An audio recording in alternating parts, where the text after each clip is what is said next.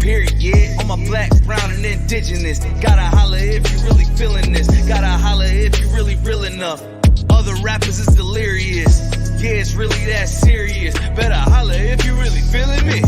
I gotta keep it 100, ayy. If you don't like it, then fuck it, ayy. We gonna win in the end, yeah, we gonna live in abundance. I gotta keep it 100, ayy.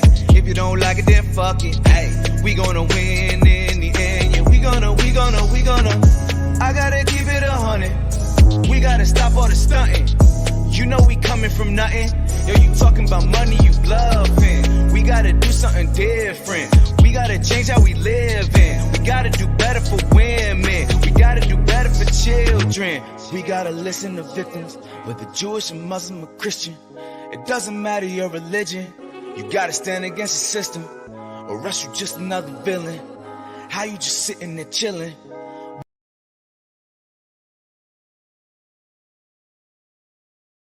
Ladies and gentlemen, welcome to another episode of the Jabari Vok podcast.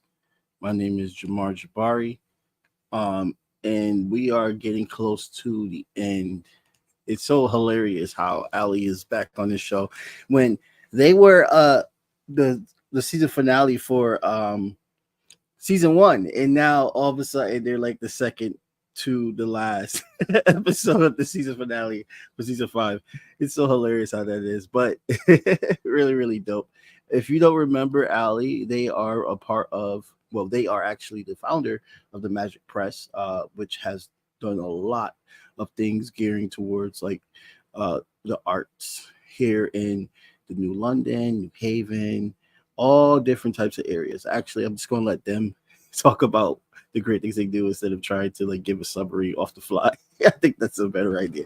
So without further ado, how's it going, Aly? Hey, thanks for having me back. It's great to be here, and I love that kind of synchronicity with the first season and 5th season, and I like the number 5 too. So yeah, numbers are so important, right? So Magic Press, my partner, because Magic Press has expanded now. It's not just me. I am the founder, but my partner Ty, Tyesha Pace, has joined Magic Press and also has always been a collaborator. We've taught together since the beginning of Magic Press, I think as early as like 2016, 17-ish. And they're an amazing artist and organizer, and they can't be with me physically here today, but they're always with Magic Press in spirit. So I just want to shout them out. And we do programming. We're based in New London. We work a lot in New Haven. We're getting ready to do a book fair in Torrington, Providence. We're kind of regional because we moved into Massachusetts and Rhode Island. Our Magic Press intern, Iris, is based in Northampton. So, we get around. And yeah, I'm glad to be here. That's really, really dope. You have a lot of great events. I got my second laptop up here. Yep. All right, there we go. You have a lot of great events going in from the summertime into the fall. You're doing so much, and like I'm so excited to witness this and also be a part of it. Also in the fall. Let's start with the first thing. I believe the first thing is the break the system. I have it in the description below for people that are watching. In 5 days, Break the System is exclusive pop-up installation hosted. Oh, that's in October. Well, yes, but in 5 days, you can get the first split. Yeah. So I definitely want to talk about this. So if you go to www.magic.press, that's our website. Link in the description. Yep. You can find the link to our Break the System archive. You can also find Break the System archive on Instagram, and it's just Break the System archive. And I often share things from them because it is.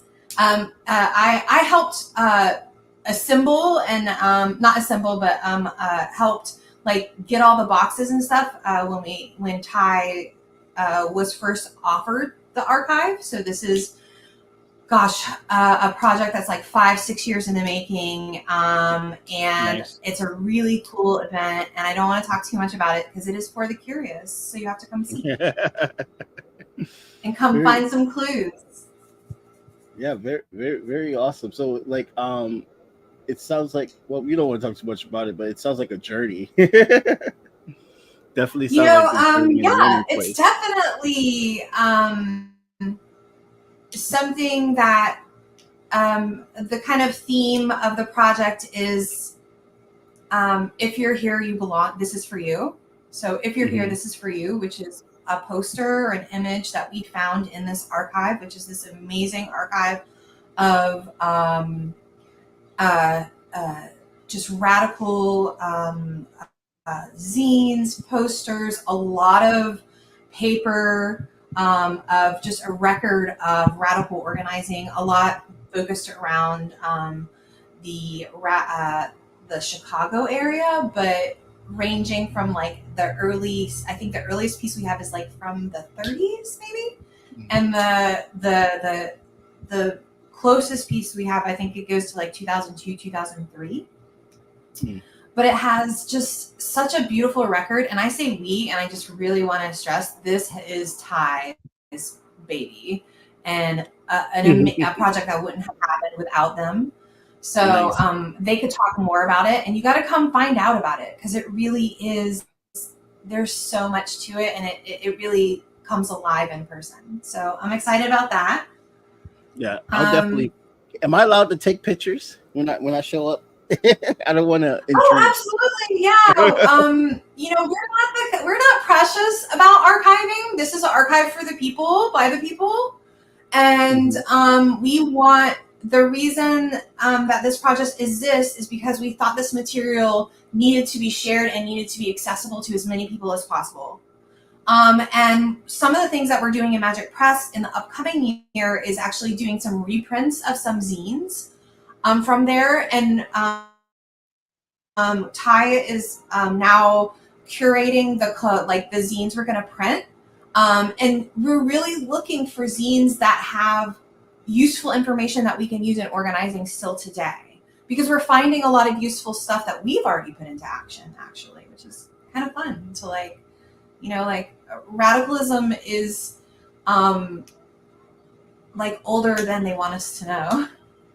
Yeah, I totally agree with that. I'm taking classes now learning about America's radical history, and it's over 20 hours. This is just an impact class, but it was over 20 hours of reading material, and it's very, very important to try to learn this history because it definitely breaks off the division and shows how much class consciousness has coexist between people of so many different walks and identities for centuries, thousands of years, and that type of culture definitely came here to the United States, but was very, very repressed, in which to the point that we don't learn about it in our schools, where, in other countries, people do learn about revolutionary movements. Yeah, they do. In their school.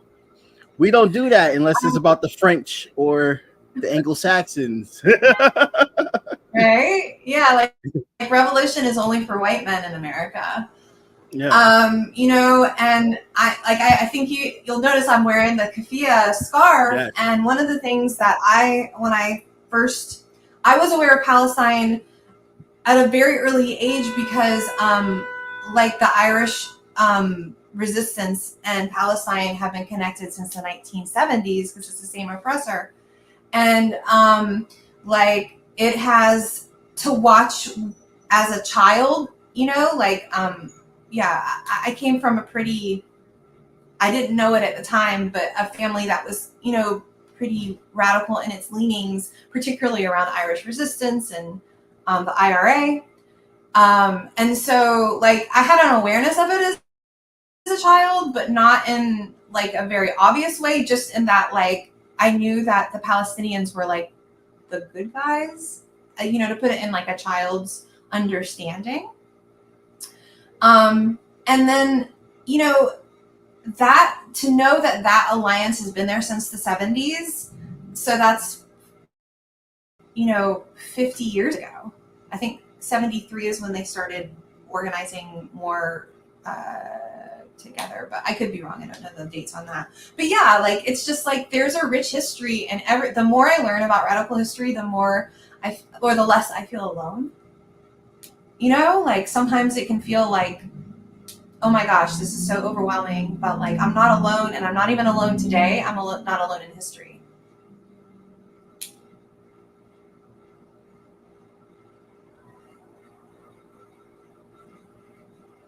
I'm sorry, I can't hear you. It's definitely sobering. I apologize. I had to take my mic off, my mute off. It's definitely sobering when you look into this information in the history, that it's like, much as they try to say that, you know, nothing's going to change. You can bring out examples, and it helps. It helps you understand more and know what you're fighting for more, and you don't feel as isolated, because within learning, you are meeting new people and building new relationships that agree and want the same. I mean, there's so many different types of radicalism here in the United States that we don't even know about, which is insane that we don't know, because we'll just see everything black as white. Like, you just see one side and the other. We don't see the different nuances and the different philosophies and stuff like that, which is, it's all design. So that's why I love that that the Magic Press is like bringing that to the conversation. I want to ask you about the zines later, about like what the actual definition and what makes a zine. Oh, But sure. if you Sure. yeah, because I didn't know. Yeah, I mean, do you want me to talk about that now? Because I can talk about the zines for days. We can talk about after, because we're still on the topic of radicalism. Okay, we'll get into that. All right. Yeah. So, that's right. Let's get back to the schedule, because actually you can come and talk to me and Ty. There's Summer of Solidarity that's happening on the New Haven Green tomorrow. It begins with a teach-in at the library, a branch that's right there. And then there's going to be mutual aid tables. There's a bunch of artists and culture workers who have been a part of making this happen. And it's going to be a really beautiful day of community. And if you want to connect with people who are into radicalism and not just talking about it, but doing something about it, this is a great place to meet people. And then we're also going to be in Torrington, which is our first time in Torrington, at Howard's Books, which I hear is a really rad bookstore as well, at the Riot Girl Queercore Punk Night. So it's going to be a zine swap, but we're also going to have some merch there as well. But really, it's another way to connect with the community. And both of those events are mask required, and there will be masks provided. And anytime Magic Press is out and about, we have masks if you need one. Word. I didn't know. I'm so upset with myself, because I have to go and cover. I didn't know that you had a event down at the library. I have to go to East Haven for another event. I could try to swing by. Like, what time is it? So the teach-in is at 12, I believe, and you might have to check the website, or it's like CT Dissenters is organizing it with CT Grapevine. So anywhere you find your materials, check with there. But I believe it's 12 p.m. at the library, and then the kind of the mutual aid art fair that's on the green with a bunch of different artists, beautiful collection of artists, is going to start around like 1:30, I believe, and that's going to go until 3 or 4. Ty is going to kind of be there in the morning, and then I'm going to swoop in the afternoon, and then we're going to be in Torrington at 6 p.m. So we'll be in 2 places tomorrow, which is, that's odd for us. Like, we really want to be like stress to people, like rest is important too. So like we took most of the last month off, and now we're hitting it hard in August. Oh yeah, that's after big. Zine Party, which I just like. I can't believe it's been like 2 months almost since we did Zine Party, because it like seems like longer and shorter at the same time. Yeah. So what qualifies as a zine? What is? I mean, what that's a makes great question, and that I think that's a question that actually is always up for debate, and that's kind of the nature of zines. The way I define zines is there's 3 important things that I think are important when it comes to a zine. That it is made cheaply, so it's not made from like high quality materials. And like that's up for debate, because I actually I make zines that I use like higher end materials, but it's kind of like a comment on it. So again, like zines are flexible, but I like to say like they're cheap, they're do it yourself. So usually like you're designing and printing yourself or doing one or the other, right? And then they're personal. So it's something that you're passionate about. Okay. When people ask me like, well, what should I make a zine about? I'm like, whatever you love.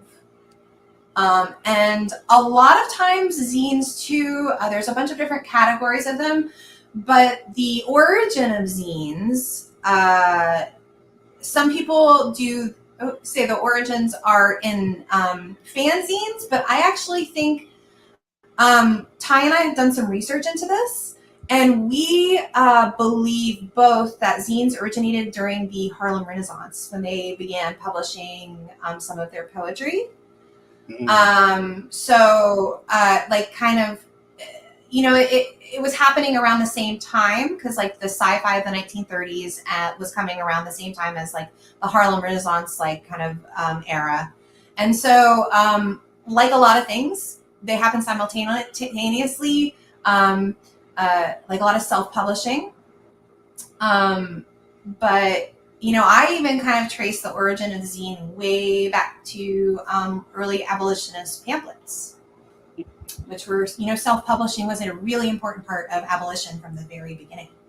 Oh, yeah. So, you know, it's like, it's independent, like zines are independent published, like it's anti-capitalist at its core. So I think a lot of things can be a zine, but if it's capitalist, which means that it can only exist on exploitation, that doesn't mean that you can't sell your zines or you can't have an economy. It just means that it's anti-capitalist economics. And so, you know, when a lot of things call themselves zines that I would really categorize more as a magazine, because they are capitalists and that they sell ads and that they maybe underpay their artists, which means they're exploiting labor to be able to make any sort of money from it. But, you know, I also am kind of one of those people that's like, you know, if you say it's a zine, it's a zine, right? But for Magic Press, zines are also about the politics, and that they are radical and anti-capitalist, and we are too. And they're a way to share messages that, you know, like now as the kind of internet is turning on radicalism very quickly, we need to find another way to communicate these ideas to each other again. And it already exists in zines. Yeah, I was looking up while you were talking about these zines. I was actually like looking up to like get a nice little visual here. I found some pretty cool stuff. Like I just looked up like, you know, like abolitionist zines. Oh yeah. So one other thing I just want to kind of shout, like Stop Cop City. If you look into the Stop Cop City indictments, there's a few zine makers who were named in the indictments, and what they're trying to prove is that the printing of zines is part of proves conspiracy. And so, you know, like that's kind of like, for me, it's like, you know, if you're engaging in zines in any way, I think it's important to respect that history of zine making, certainly, and the people, you know, and I love zines so much. I'm so passionate, as you can tell. And I'm kind of like one of those people. I'm like, well, you could that'll be a good zine. You can make a zine out of that. Yeah. Yeah. You gotta be that way. Did that answer your question? I feel like No, that answered the question perfectly. You know what I mean? Because okay. I just never learned the term zine, so now I know. So I'm good. But I didn't know the history of that. That's really, really dope. And just bringing it back so people could relearn that, you know what I mean? It's very, very important. So you don't know who you'll inspire. Somebody could be there and be like, oh yeah, I got inspired by Aly at the Magic Press talking about zines, and I thought I'd make my own. And also the anti-capitalist aspect is such a huge part. How do you navigate with just keeping having a political element within the organization of as being an artist? Do you find it difficult, or is it like not that hard because you already know who to work with at this point? Because there's just so much repression. You got Instagram now, even trying to like anything that's a little tad bit political. Oh, I am absolutely shadow banned. Yeah. If you want to find Magic Press, you got to look for it. Yeah. Right. It's ridiculous. It is. Yeah. So, in some ways, it's really easy for me to navigate because I have been passionate about politics and art since being a young child. And when I say child, I was like probably 13 when I first read Ms. Magazine and got radicalized. And my grandmother was also, both of my grandmothers were very involved in community organization and organizing through the Catholic Church. My mom was a social worker. And so I came from kind of a family who was very passionate about service. And so I grew up doing that. And I also was always an artist. I was probably drawing before I was talking. If family lore is to be believed, But the difficult thing was when I got out into the world and I went to art school, let's say, or even just high school. And I heard from a lot of people, oh, well, you got to separate your politics and your art or your art will never sell. Right. And so already the capitalist propaganda, anti-radical propaganda machine is working. And so, I knew these things naturally existed inside of me simultaneously and they coexisted very well and they fed each other. But I had to unlearn some of that conditioning because I stopped making zines when I went to college for art because I felt like, oh, that's not real art. And it was coming back to graduate school to learn how to teach art that I started reincorporating zines into my practice. And that's kind of how Magic Press was born, because it is the combination of politics and art, and it always has been. Art is a big way to connect a lot of things, and the motto of Magic Press is that art connects the brain and heart, but it also connects people, and it connects us with ourselves. And so it's just this really beautiful way actually to engage people in politics. And I think that's why it's so frightening when artists engage in politics and why it's so scary, particularly for fascists and for capitalists, when artists artist boycotts, they work. And because art is a power and they've always tried to co-opt it. They're always going to try the co-opt. And I think it's the responsibility of artists. And James Baldwin said this too. James Baldwin said, it's the responsibility of the artists that we are responsible to our communities. But I also believe that our communities are responsible to us, not just to say that they support artists, but to materially support artists. Because I would say that's probably the most difficult thing that artists face today. That even within organizing, I still am asked to do a ridiculous amount of free labor as an artist. And my skills and knowledge about art are often ignored or dismissed. Artists are notoriously not trusted with money or resources. And so, like, and that persists not only in wider society, but unfortunately it still persists in radical circles. And that I go into the arts and people in the arts say, oh, you need to stay away from the radical politics because it's going to hurt your art. And then I go into organizing and I've heard in organizing, oh, you need to stay away from the arts because that hurts your integrity as an organizer.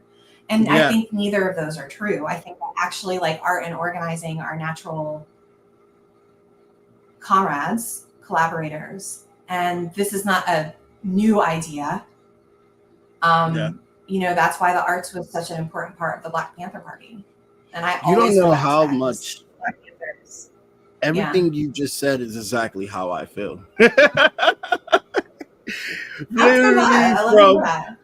From the freaking, like, from the beginning to the end, everything you said is exactly how I fucking feel. It really does.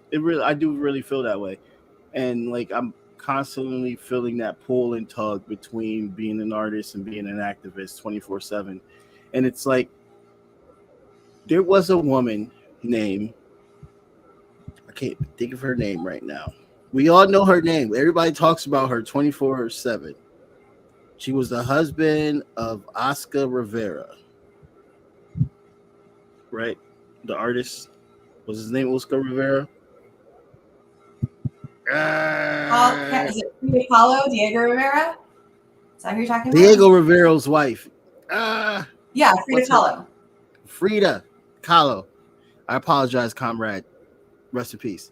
Do you notice how so many capitalists love her work? And she was a stone cold communist. That is what has happened to Frida Kahlo's image, and the way her image has been co-opted by capitalists. Yes. It's like, that's the insidiousness of capitalism, and what capitalism defangs art.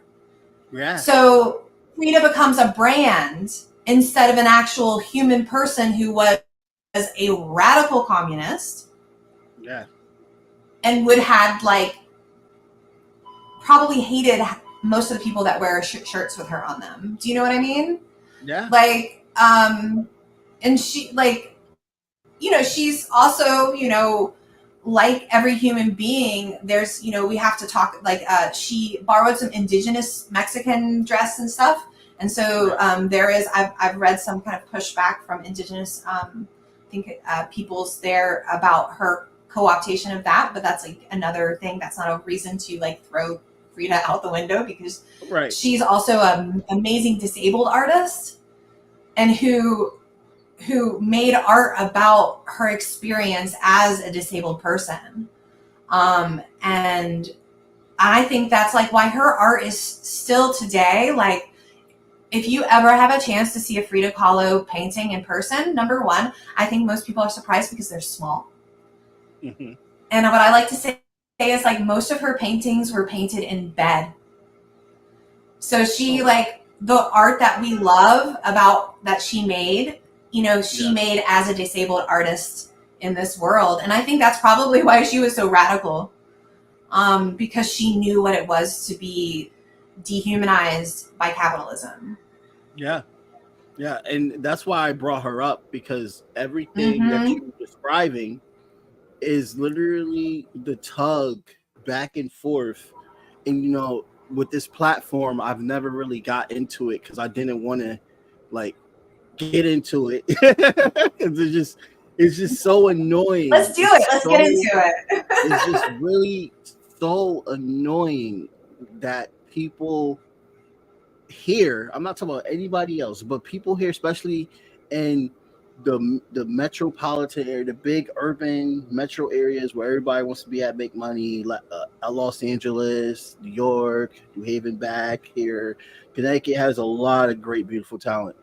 And there's just that's why I made that song, because I've noticed that no one from Connecticut really, music wise, is pushing a fundraiser or trying to build an impact through music for Palestine. I'm seeing Kalani, I'm seeing Macklemore. I'm like, where is all the amazing Connecticut talent? And I'm not trying to get at them. I'm I not, want to because shout out Indigo. Indigo did Punks for Palestine way back in like the fall. Yes.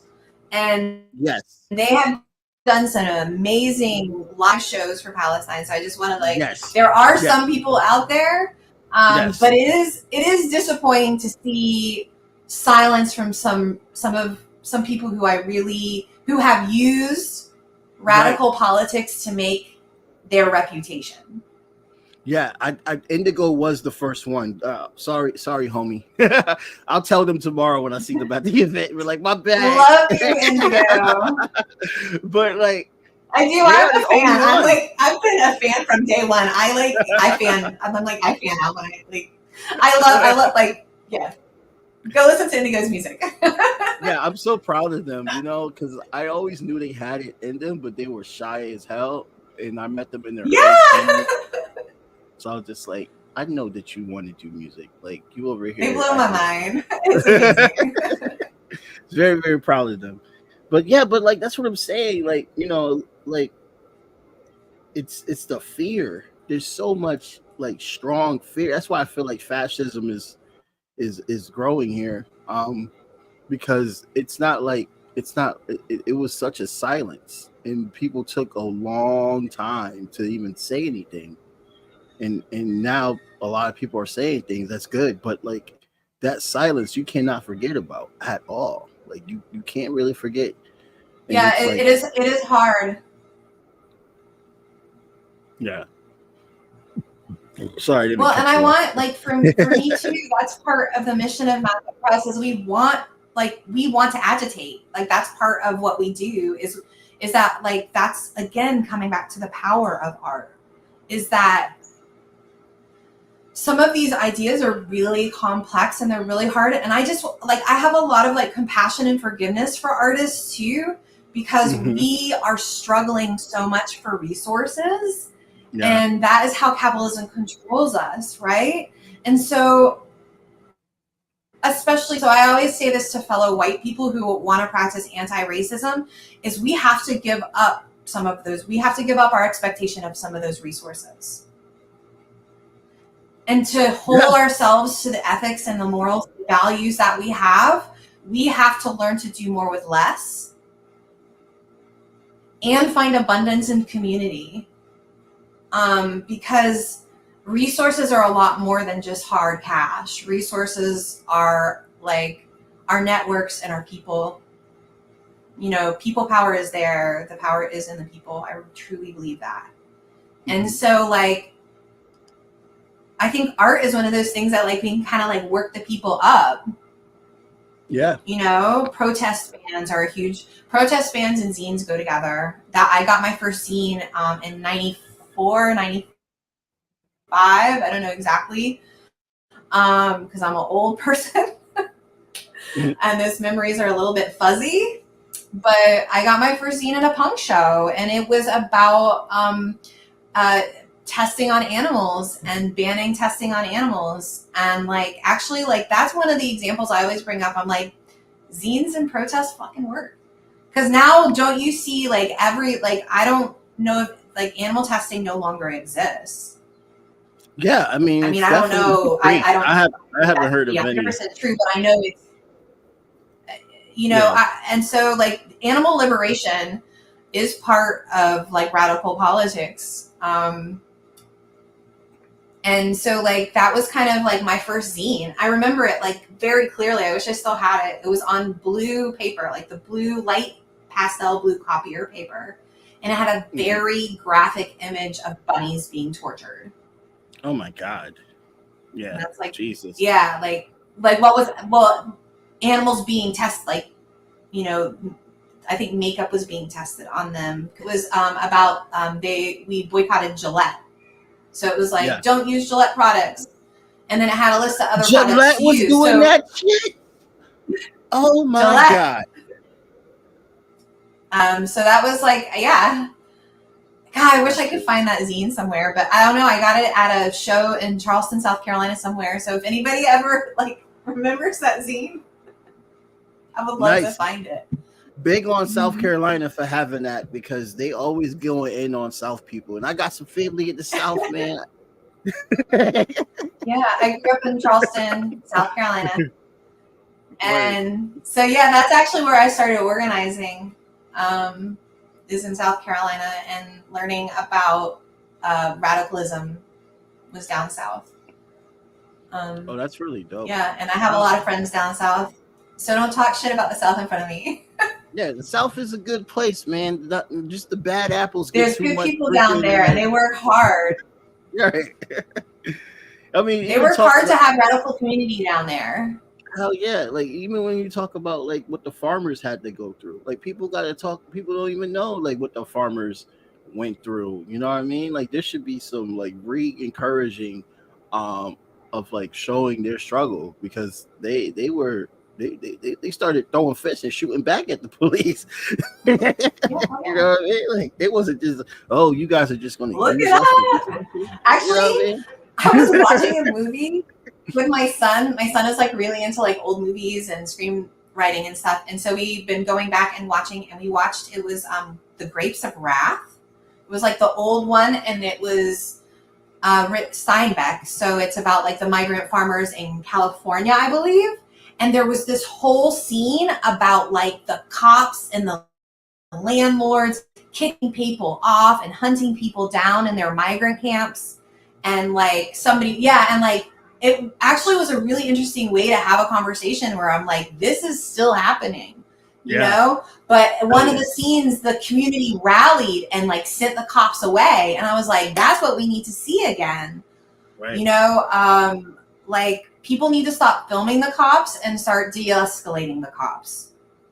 Yeah, if they can never grab you in numbers and stuff like that, whenever you like have a strong fold, there's like only 3 cops, and like you're not arresting this guy today. You're not. And like I think that we definitely, I know that there's community training going on, but I hope that that's maybe important. I should bring it on to New Haven. Like, I haven't heard about it in New Haven yet, but I've heard in other states that there's like community training on like how to like conduct yourself. With trying to, when you see that the cop is like trying to be brutal and stuff like that, like how to be like, hey, what's your supervisor? I gotta show you a video, because I'm clearly describing it incorrectly right now. But there are ways. It's kind of like you have to de-escalate the cops, because we're going into these protests knowing that these cops are aggressive, they're ill-trained, or they're trained to be aggressive. They're trained by the IDF. You know what I mean? They're all pigs. They're most of them are KKK, you know, or crazy. Affiliated with Proud Boys or some sort of white supremacy. You know, I'm not exaggerating. I wish I fucking was, right? No, this is my French, but this is the truth. And so we have to start thinking about them. Like, I just saw a video recently from the DC protests, and there were 2 cops and like 200 fucking people, right? And the cops started spraying mace or pepper spray at the things, and people were standing around filming and yelling, for shame, for shame. That group of people could have arrested those cops for the people and de-escalated, right? When you got 200 people, like, even with pepper spray, you know what I mean? Like, and the cops knew how powerful those people that were, but those people didn't know how powerful they were. And that is the problem. Yeah, I think that's good. That should be the next level. We're about to get banned off of YouTube, I bet you, having this conversation. But I think that is the best. Okay, so level, you know what I mean? I think that is. Being nurse to state training. Training. I think the best thing. Allegedly, is that like allegedly? Does that make it? Well, if they got pepper spray, you know what I mean. Like, you could surround the cop. Be like, hey, what are you doing? You're not going to be this hostile over here. Like, can you please not? You know what I mean? And if they don't talk, you know, my thing is that if you are in danger and you see someone in danger and it's a cop and it's 200 other people, like restrain the cop. I'm just going to say it. Like enough. I'm so tired of it, of them just getting away I with see it. these videos and they're acting so violently. Right. Why? Like, they keep telling the crowd to be nonviolent, but the violence is coming from the pigs. Yeah, it is. So calling for nonviolence against a violent oppressor is in itself violence. Well, we have, me and you have more of a Malcolm X mindset, but Martin Luther King, he was a great guy, but everybody keeps bringing that on. And when he even said himself that he felt like that he brought his people to a burning house, so he knew already that being nonviolent is not going to get you far. He knew it before he died. Well, nonviolence as applied in the civil rights was a strategy. It wasn't a belief system that has been co-opted by liberals and turned into this belief system of nonviolence. Nonviolence was a strategy, right? And so that strategy no longer works. Yeah. No, it no longer. It doesn't work against fascism. And think about it. White men, as we already mentioned them, we're definitely going to get flagged on YouTube. They are taking over government buildings, strapped. Like, not too long ago, there was a case with that, and you don't hear anything about them being brutalized, beat up, shot up. No, they did a parlay with these people that literally kidnapped everybody in the government building and said, we're taking over this government building because we are Americans. Like that, you would never see that in the Black, Puerto Rican, Indian, Muslim, Hispanic community. You would never see that. Oh no, I mean, we already see how the struggle with Palestine has meant more policing of Muslim people. And so like, it's frustrating. We all live in this world as artists, right? And we're seeing this happen. And when somebody tells me that I'm not allowed to talk about this because I'm an artist and art should be somehow above that, that's just not how I do art. Because number one, I believe that art is for the people. And that's what Magic Press is about, is that I grew up working class, but I'm white. And I grew up in a family that really valued the arts. So I was able to pursue a career in art and study arts to a really intense degree, and dedicate my life to the arts because of my privilege. And once I realized that not everybody could dedicate themselves and have this time and this effort, then my mission kind of became I want to make this as accessible to everybody as possible. And that's why zines are so cool, because you don't need a lot of money to make zines. Yeah. And actually, one of the tenets of zine making and one of the practices of queer feminist politics around zines is that the supplies are stolen from your workplace, because Riot Girls, the Riot Girl movement, which I just want to say very clearly began with Black and Brown and Indigenous women, even though it is giving credit to white women. But for real? I and didn't queer even know people, queer people. Riot Girl started with queer people and Black people. But that zine movement was part of kind of that's the feminist movement that I came up in. And although I caught the tail end of it, I was a little young. And part of that movement was that a lot of women who were in organizing, their day jobs were being secretaries.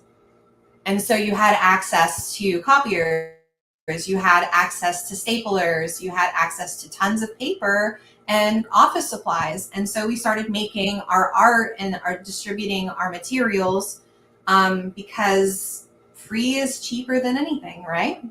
And it's praxis because our labor was so horribly underpaid. That was a way of reclaiming our labor.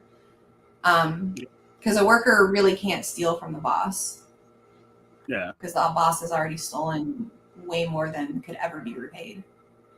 That's really dope, though. You know what I mean? And like, you know, I have snuck a few when I was working a white collar job, because now I'm working mainly in blue collar job.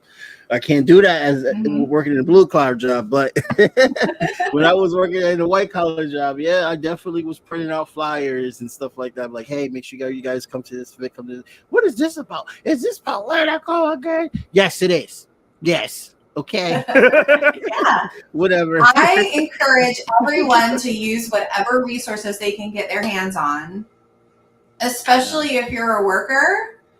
And one way to like just direct action against capitalism is to steal from your boss, whether that be time. So like one of the things that so one of the ways that I was taught how to steal time from your boss is like 1 hour for your boss, 1 hour for you.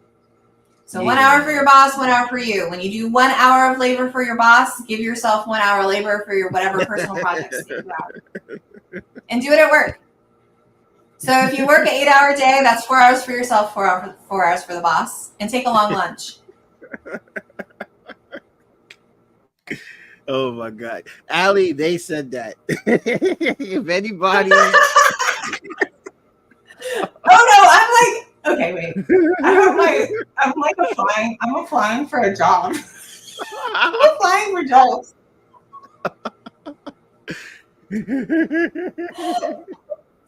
I don't think they'll see this. Yeah, no, they don't. They won't watch this podcast. Don't Google me. But the two people I see here are watching. Hello, everybody. That's some good advice. I'll just say, I mean, like at the end of the day, though, like I think it's very, very important that all aspects of what the conversation that we're having here, especially on the artist point of view, is just so important to show just how radicalism can be a part of it.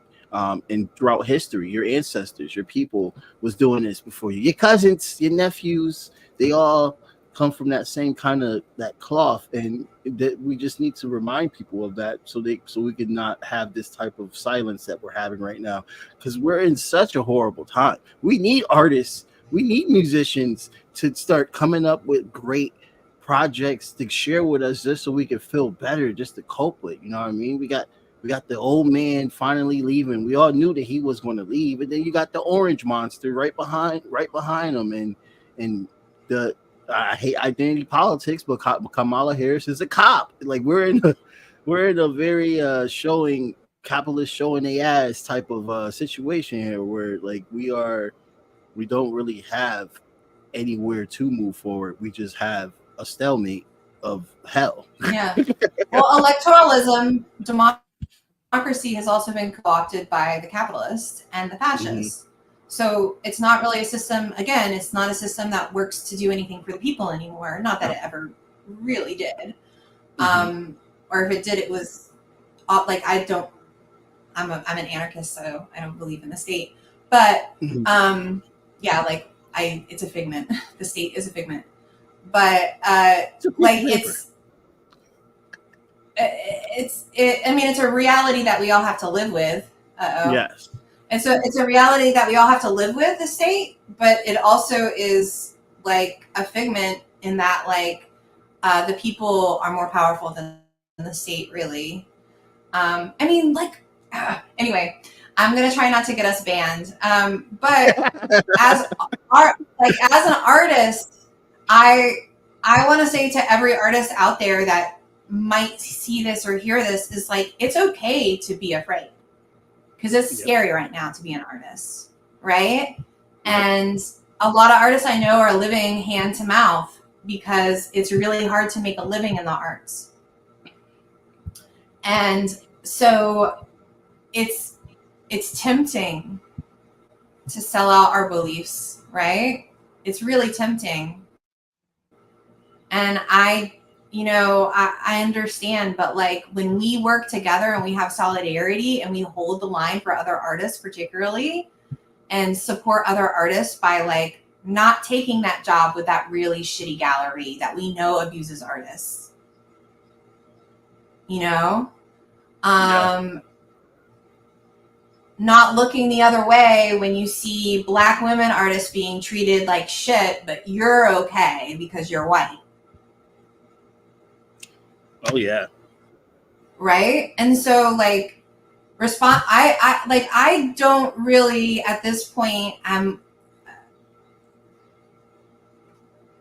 think that most of the artists I've been talking to lately are very fed up with how we're treated by the outside world. So a lot of us are organizing ourselves.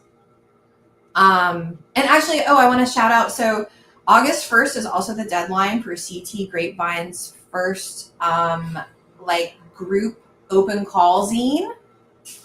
And I'm going to have a piece in there, and it is close to the year anniversary that I gave the speech to the CT, the Connecticut State of the Arts Union, where I called out nonprofit culture in the arts. And it's basically, I believe that nonprofits steal resources from artists, and that a lot of artists are struggling because a lot of the money that used to go directly into artists' hands now goes to nonprofits. Oh, yeah. And then we're all left having to deal with these corrupt institutions to get paid. And some of them are so corrupt that they become abusive. I just want to say that there is currently a boycott in the hygienic arts in New London and a boycott against the Ely House. I don't know if it's a formal boycott, but it's definitely a whisper boycott against the Ely House because they have neither one of them have taken responsibility for the harms they have done to their individual communities. And there's a formal boycott of the hygienic, and we are nothing has been changed at the Ely House. They did one bullshit community conference, and nobody harmed by the actions feels that they have done any sort of restitution, and they've broken a lot of promises. The hygienic continues to be an abusive force in New London. And so, on top of trying to just survive capitalism, we're now trying to survive institutions that claim to be for the arts. And so that's just something I think people need to be aware of, is that there's this thing called art washing, where people use the arts and donate to the arts and work in these nonprofit places, but they do it to wash their reputations because they're actually really disgusting people. And they, get power from that and steal resources from artists. And the only way that artists can protect ourselves is by having solidarity with each other and not working with these abusive institutions. So I just want to reiterate that. I know it's not the fun part of arts, right? But we got to do it. No, but you're again, if you want to have the fun part of art, you also got to deal with the not so fun part, right? Yeah, I mean, for people that's listening, I have over 15 years of nonprofit under my belt, and everything they just said, Aly said,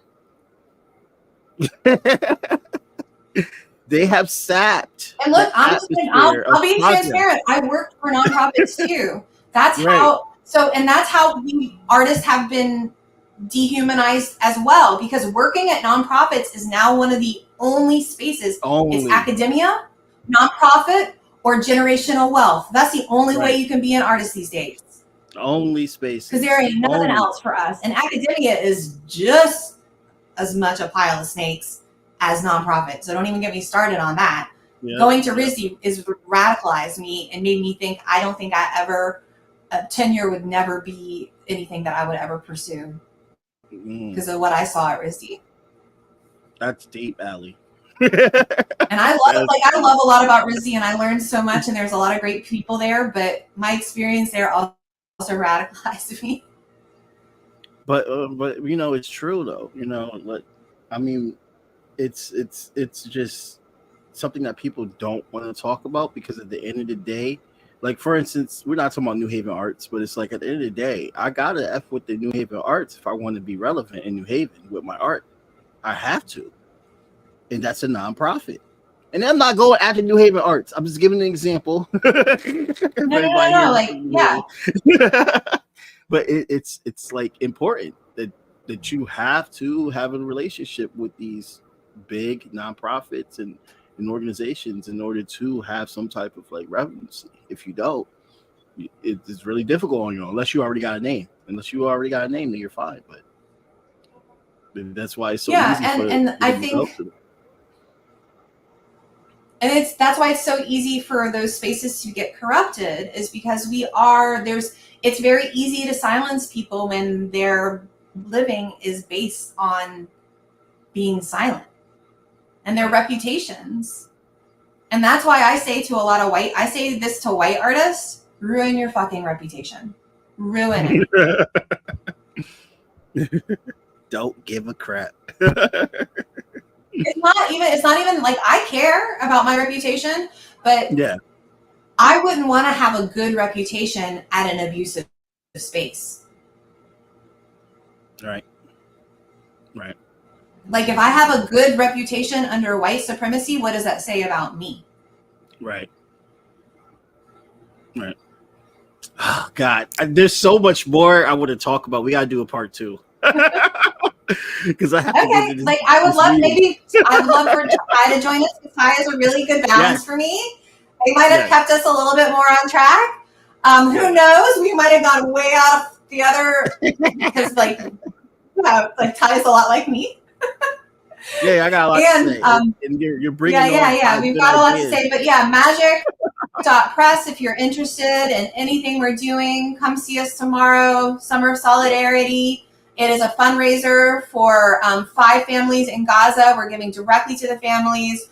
This is how mutual aid works internationally and side by side with like local mutual aid. So there's going to be a table there. If you need clothes, if you need food, you can come out to Summer of Solidarity. If you just want some community, we'll be there. Oh, yeah. I'm definitely going to swing by before I go to East Haven. Thank you so much for coming on the show. I got to get you back on and hopefully have Ty this time, because that sounds like a really combo. Maybe before we do the break, maybe before or after the break, the archive, we'll come and talk about the archive more. Oh, yeah, let's do that. Yeah, hell yeah. Let's book that. All right, cool. Well, everybody that's listening, thank you so much for listening. And later on, by the time you hear this on Spotify as well, too, shouts out to the Spotify community. And if you are in Connecticut and you heard this on Spotify, come through tomorrow. All right, to the Green. There's going to be a great event by Magic Press and other collaborative entities as well. It's CT Dissenters. We're just vendors there. CT Dissenters is organizing it. Yeah. Okay, got you. CT Dissent. I know them. That's hilarious. But anyway. Yeah. Have a good day, Aly. Well, they're part of it's like a bunch of different groups. Like, yeah, it's a lot of us. Yeah. Word. That's dope. Have a good day, and I'll see you. You too. Thank you. It was a pleasure. Bye. Blank period, yeah. On my black, brown, and indigenous. Gotta holler if you really feeling this. Gotta holler if you really real enough. Other rappers is delirious. Yeah, it's really that serious. Better holler if you really feeling me. I gotta keep it 100, ayy. If you don't like it, then fuck it, ayy. We gonna win in the end, yeah, we gonna live in abundance. I gotta keep it 100, ayy. If you don't like it, then fuck it, ayy. We gonna win in the end, yeah, we gonna. I gotta keep it 100. We gotta stop all the stunting. You know we coming from nothing. Yo, you talking about money, you bluffing. We gotta do something different. We gotta change how we live in. We gotta do better for women. We gotta do better for children. We gotta listen to victims, whether Jewish or Muslim or Christian. It doesn't matter your religion.